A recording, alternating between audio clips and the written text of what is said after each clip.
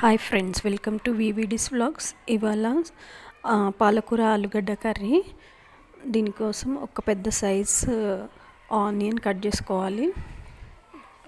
2 big size potatoes అండి. తర్వాత 3 to 4 పాలకూర కట్టలు. ముందుగా స్టవ్ పైన ప్యాన్ పెట్టుకొని 3 టేబుల్ స్పూన్స్ ఆఫ్ ఆయిల్ పోసుకోవాలి.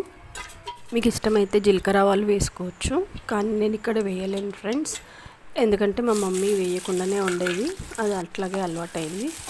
తర్వాత ఆనియన్స్ కట్ చేసుకున్న ఆనియన్స్ వేసుకొని వాటిని కలర్ చేంజ్ ఫ్రై చేసుకొని అందులో అల్లం వెల్లుల్లి పేస్ట్, పసుపు వేసుకొని కొద్దిగా ఫ్రై చేసిన తర్వాత ఆలుగడ్డ పీసెస్ వేసుకోవాలి.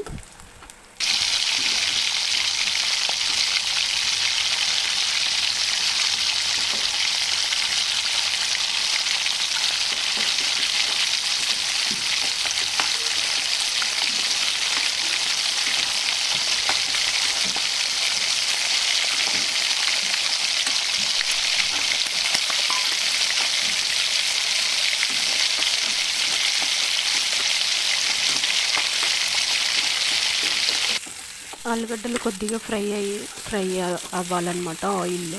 ఆయిల్లో ఫ్రై అవుతానే బాగుంటాయి. ఆలుగడ్డలు ఫ్రై అయ్యాక అందులో కారం పొడి, ఉప్పు వేసుకోవాలి. వేసుకొని కొద్దిగా ఫ్రై చేసినట్టు ఒక 2 minutes అలాగే ఉంచి తర్వాత మనం తరిగి పెట్టుకున్నాం కదా పాలకూర, అది కడిగిందనమాట. నేను 2-3 times కడిగాను ఫ్రెండ్స్. కడిగి అలాగే తీసి వేసాను అనమాట. ఇందులో ఇంకా వాటర్ ఏం పోయొద్దు. వేసి క్లోజ్ చేయాలి. క్లోజ్ చేసిన తర్వాత కొద్దిసేపు అయినాక మళ్ళీ లిడ్ తీసి మళ్ళీ కలపాలి, కిందికి మీదికి కలిపి మళ్ళీ క్లోజ్ చేయాలి. ఆ వాటర్తోనే ఆలుగడ్డ ఉడికేస్తుంది ఫ్రెండ్స్. అంతే, మొత్తం వాటర్ అంతా దగ్గరికి అయ్యే వరకు కర్రీ కొంచెం దగ్గరికి అయ్యే వరకు ఉంచి దించేసుకోవాలి. అంతే, పాలకూర ఆలుగడ్డ కర్రీ రెడీ అయినట్లే. ఇదిగో చూడండి, వాటర్ ఇలా వచ్చాయో, మనం ఏ వాటర్ పోయకున్నా కానీ వాటర్ వచ్చేస్తాయి, అందులో పాలకూరలోంచి రిలీజ్ అవుతాయి.